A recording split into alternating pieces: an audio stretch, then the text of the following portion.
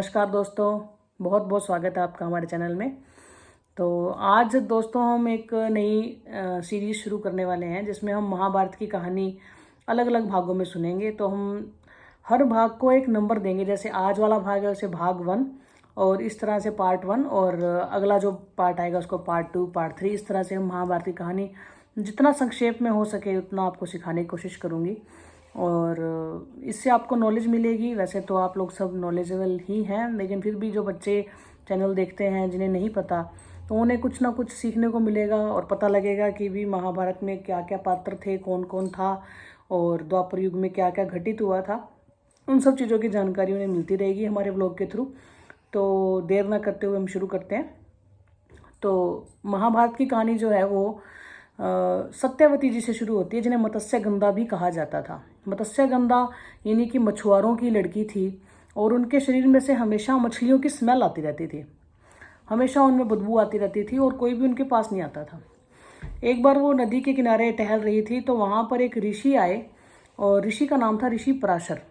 और ऋषि पराशर ने उनको देखकर बोला कि मैं आपके साथ विवाह करना चाहता हूँ और मुझे अपने साथ विवाह करने की आज्ञा दीजिए। तो मत्स्यगंधा ने, सत्यवती जी ने उत्तर दिया कि मुझ में बहुत गंदी दुर्गंध आती है और उस दुर्गंध की वजह से आप मेरे समीप भी नहीं आ पाएंगे, इसलिए कृपया करके आप मुझे विवाह का प्रस्ताव ना दीजिए। तो पराशर जी बोले कि हमारी एक संतान होगी और वो संतान इस देश के भाग्य को निर्मित करेगी और बहुत कुछ बड़े बड़े कार्य वो उनके हाथों होंगे। तो इसके लिए हमारा विवाह होना बहुत ज़रूरी है, क्योंकि जो ऋषि थे वो ज्ञानी थे, वो भूत भविष्य वर्तमान सब कुछ देख सकते थे। तो उन्हें ज्ञान था कि भविष्य में उनके अंश से एक संतान उत्पन्न होगी जो देश का भाग्य निश्चित करेगी। इसलिए उन्होंने सत्यवती जी को समझाया और सत्यवती जी ने हाँ कर दी, मत्स्यगंधा ने हाँ कर दी। जैसे ही उन्होंने हाँ करी तो पराशर जी खुश हुए और उन्होंने उन्हें वरदान दिया कि आज से तुम्हारे शरीर से जो दुर्गंध है वो गायब हो जाएगी और तुम में इतनी सुंदर खुशबू आएगी कि लोग दूर, मतलब कोसों दूर होंगे तो उन्हें कोसों दूर से भी वो खुशबू महसूस कर पाएंगे, वो एहसास कर पाएंगे कि भी खुशबू वाला कोई पर्सन जा रहा है।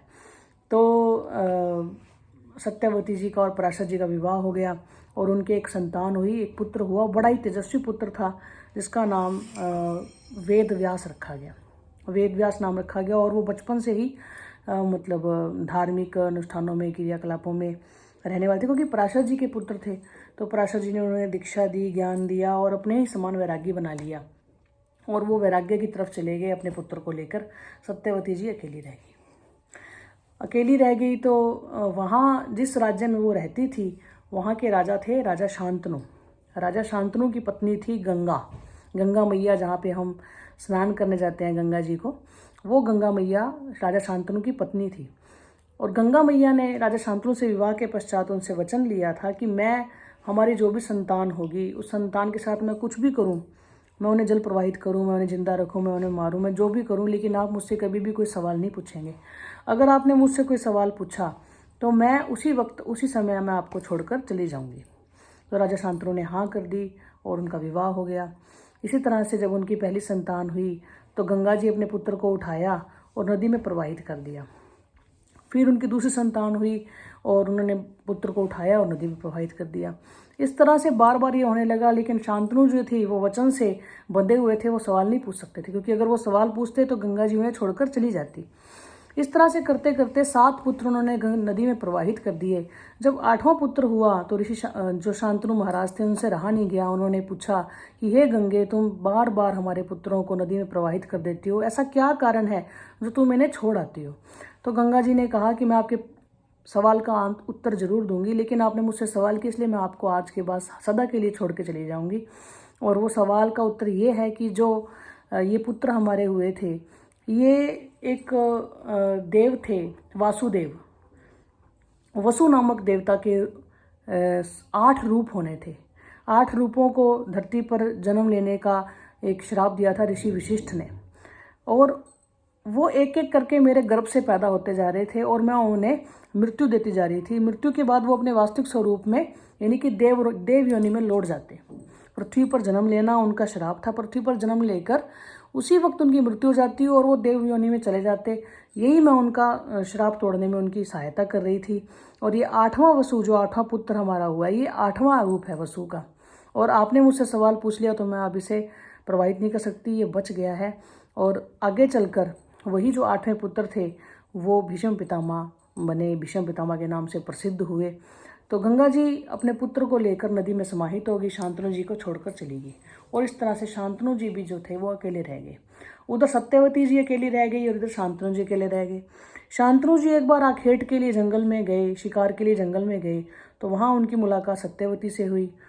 उन्होंने सत्यवती को देखा और उन्हें बहुत पसंद किया और उन्होंने उनसे आज्ञा करी कि आप मेरी पत्नी बन जाइए, मैं आपसे विवाह करना चाहता हूँ। सत्यवती ने उनसे कहा कि आपका एक पुत्र है जिसका नाम देवव्रत है, जिसका नाम भीष्म देवव्रत है, यानी कि गंगा का जो 8वां पुत्र था वो देवव्रत था। तो वो आपका पुत्र है, वो आपके राज्य का अधिकारी होगा, आपके राज्य पर, आपकी गद्दी पर बैठेगा। जो मेरे पुत्र होंगे वो उसके सेवक बनेंगे क्योंकि वो उससे छोटे होंगे उम्र में। तो मैं आपके साथ विवाह नहीं करूँगी, मेरे पुत्र आपके पुत्र के नौकर नहीं बनेंगे। तो राजा शांतनु ने कहा कि इतने आगे की सोच क्यों रखती हो सत्यवती कि तुम्हारे पुत्र होंगे और वो नौकर बनेंगे, और तुम ऐसा ख्याल ही अपने मन में क्यों लाती हो। सत्यवती ने कहा कि महाराज मैं आपके साथ शादी करने को तैयार हूँ, लेकिन मेरी एक ही शर्त है कि जो मेरा ज्येष्ठ पुत्र होगा हस्तिनापुर का राजा वही बनेगा। हस्तिनापुर राज्य का राजा, हस्तिनापुर राज्य की गद्दी पर मेरा पुत्र ही बैठेगा, आपका पुत्र देवव्रत नहीं बैठेगा। राजा शांतनु ने देवव्रत से यानी कि गंगा जी के पुत्र से ये बात कही। तो उन्होंने हंसते हंसते कहा कि पिताजी मैं आज से शपथ लेता हूँ, प्रतिज्ञा करता हूँ कि मैं आजीवन ब्रह्मचारी रहूँगा और कभी विवाह नहीं करूँगा और राज्य गद्दी पर कभी नहीं बैठूंगा, हमेशा इसका सेवक बनकर इसकी रक्षा करूँगा। हस्तिनापुर की गद्दी पर जो भी राजा शासक करेगा मैं उसका सेवक बनकर उसकी सेवा के लिए हमेशा तत्पर रहूँगा, हमेशा आगे रहूँगा और हमेशा उसकी सेवा करता रहूँगा। ये मेरी भीष्म प्रतिज्ञा है। और उसी के बाद से उनका नाम भीष्म पड़ा। तो जब उन्होंने भीष्म प्रतिज्ञा कर दी तो सत्यवती जी ने राजा शांतनु के साथ विवाह कर लिया और विवाह के बाद उनके 2 पुत्र हुए, चित्रांगद और विचित्रवीर्य। और इन दोनों की आगे क्या कहानी है, क्या इनका राज्य बना, इनके बच्चे कैसे हुए, इनका विवाह कैसे हुआ, ये हम सब अगले पार्ट में देखेंगे। तो अभी के लिए हम इसको ब्लॉग को एंड करते हैं। आई होप आपको ये व्लॉग पसंद आया होगा। पसंद आया तो दोस्तों प्लीज़ इसे लाइक करें, शेयर करें और सब्सक्राइब करें दोस्तों। और बहुत बहुत धन्यवाद दोस्तों। मिलते हैं दूसरे पार्ट में, जल्दी ही इसका सेकंड पार्ट आएगा और जुड़े रहिए हमारे साथ। थैंक यू सो मच दोस्तों।